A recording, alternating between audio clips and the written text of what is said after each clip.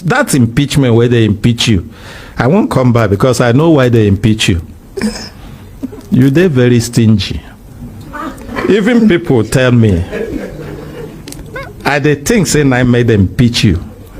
Now pitch or impeach, they do you. Which one they do you? They remove me. They correct. Now remove. No be say but not true. Say you they stingy because I don't hear say you know they share money. No be stingy. There are people.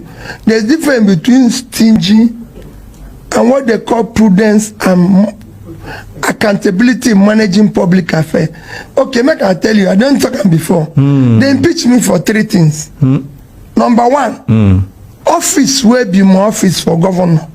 Will be my own office. So you hear me say before. They born and before I come, something happened in born. The house where they live, that be number 2. Something happened again. That office, too? Yes. They had a problem. Some people just come. When I begin that office, they get the budget where they approve to repair that office. 298 million naira. When I come and say we no get money, so I say, Oga, leave this office, make I take my hand repair. It cost me 43,200,000. From 298 million. It cost me 43,200,000. They say I no do and do process. I say wait, they order new table, but they get one governor where don't pass there. Where get table where they go keep some. I say the table na table. Make you bring this table. Police are here now. Na table we go take walk. Now it be the first offense. Shebi, when I talk when second I tell offense. Oh, Your Excellency, hold on. When I talk, say you they stingy. People stingy. They look me. People they look me like say I just accuse you. Oh, now they see I'm now. Not be stingy. Not be stingy. Not be stingy. We don't get the money. We don't get the money. That's not be stingy. Number 2. No, now how they see am? Not be stingy. Number 2, the house where they live, where they call government house. The budget said they go do everything, including buy. It go cost 486 million to repair the house. I did everything with 81 million. They go the other bed. They said they're importing bed from outside. They're doing that. I said, I live for Oka. Person fit do bed for no bed in a bed. Not be for somebody to sleep. Even if you bring things when they go make you sleep. Even if they bring mattress from heaven, you no go sleep. So may they do bed here. I go to one man where they do bed there. He did the bed. And I was sleeping in it till I left. You sleep well? Well, very well. I don't appreciate this man. So they can't join in that number 2. That they build what they call presidential lodge. Every state for Nigeria get presidential lodge for their state. So they award the contract in my place for almost 1 billion. So I stop and say, President no live in Oka. What thing would they build house for? They say, I said, no. How much was that one? Almost 1 billion. They don't give that. I said, bring the money. We are not building house for president. President no go live for Oka. You know, that time, after I stopped that one, President Obasanjo say he must come to Oka. They say he was in Nigeria. I say no. Mr. President, you won't come to Oka. Now you be president. Come in the morning, go in the evening. You know, they don't need to sleep. You get plane. But he said he will sleep. I said, okay, since you come and sleep, me I get house under my culture. The big man come your house, you come out. You leave the house for yes. So I said, he stayed 3 days. I leave my own lodge. I say, come and stay here. Me, I go outside. When you go, come back. And that's what we did. And it was working. Number 3 item was say, are they safe? I said from day 1. You know, for Nigerian constitution, no safe, you know. You get like motor park. Anything where you get, you share. For Nigerian constitution? Quote me, there's no place in our constitution where they say saving. Everything must be shared. But I called my people and say, this money where we they get from oil for everything, not be for only this generation. It's for future, our children yet unborn. So anywhere we get money for this state, we go take 5% put side. They say no. Say never do people where they are. So I said this. Even some people say waiting when the children come, anything they see. I said when I go save. So these 3 items come make them say make I come out. But when the judges hear my case, they come bring me back. Say this man must come back. God go bless those judges. So he not be stingy. You see, he's not stingy. I go talk about stingy when we the end. Your Excellency, he's not stingy. Public money must be managed for public good. Whoever find himself in office, it is by grace of God. If you mismanage that office, you are abusing grace of God. No other person can build a country except you.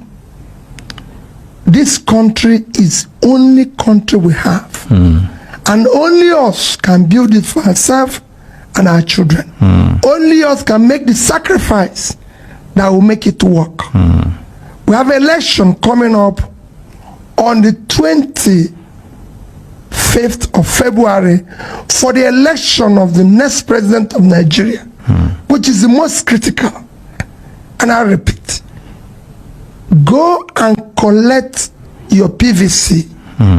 That is the opportunity to contribute in electing that person of your choice you think that can solve this problem. We are going through a critical phase. This is an existential election for our country. It must not be based on tribe. We've heard that story enough. It must not be based on religion. It must not be based on anybody's tongue. It must be based on character that has a proven record that is verifiable and we can trust. It must be based on competence. Somebody who has proven competence with a verifiable background. We know his name. We know where he says he's gone to school, where he has been. In my own case, I've said it. My name is Mr. Peter Obi. I went to Christ the King College, Onitsha. I was in University of Nigeria and Nsukka. For trainings, I've been to several other institutions of the world, some of which I'm an alumnus, like Oxford, Cambridge, Kellogg, IMD, Lagos Business School. Some I wasn't an alumnus, but I passed through there, like London School of Economics, Harvard, Columbia, Edo. So I've passed through there. And you can go and verify by this. I'm a trader. I've lived in the UK. I was doing a business in the UK. I have a company. As at the time I left the UK, I have the highest credit rating any UK person can. Its record is still there. The house I own in the UK is still there. What I did in the UK is still there. I ran a business. I came back here. I was a director in several institutions where I didn't just start today. When I became chairman of Fidelity Bank, they told me I'm entitled to 2 vehicles as chairman. I said I'm not entitled to anything. I want to come here and do board meeting and go. And yet you can verify. So I want people with character and competence. We want somebody who has commitment. Above all, we want people with compassion. Because we have leaders here who don't have compassion. We are the street, we are flood, we are carrying people's home, and we are not showing concern. People die every day. People's children are kidnapped. People are kidnapped. We are not showing enough compassion as a country. I have worked in globally where there's trouble. I've gone to so many places where there's no trouble. As a serving governor of my state, I went to President Jonathan and said, I want to go to Haiti. He asked me why. I said, I'm going because they have an earthquake that consumed school children. One school with over 1,000 schools went under with all the children. I said, I'm going there to help them rebuild. He said, Peter, I said, that's what I've done all my life. I've been to all the troubled parts of the world. As I speak to you, Mr. President, I've withdrawn my son from school. We want to go and help. And we went. That's how I knew that Nigerian police actually have an exchange program with Haiti. It was when we were in camp, where we were working, that one policeman saw me and said, is this not that you look like Governor Obi? I said, yes. He screamed. I said, what happened? I said, this is a job I do personally. Wherever there have been problems, like flooding, like everything, that was why I spent my Christmas in IDP camp, my New Year in IDP camp. We want to see Nigerians who are in IDP camp go home. They don't have to be there. If they are there, all of us are there. So we want people with compassion. This country must change. A new Nigeria is possible, and I want people to hold me responsible. When I say I'm going to be commander-in-chief, I'm going to be commander-in-chief. We must change the country for our children. We must make their sacrifices.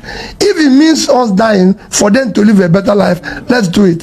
Thank you, and God bless Nigeria. I think you can do better than this.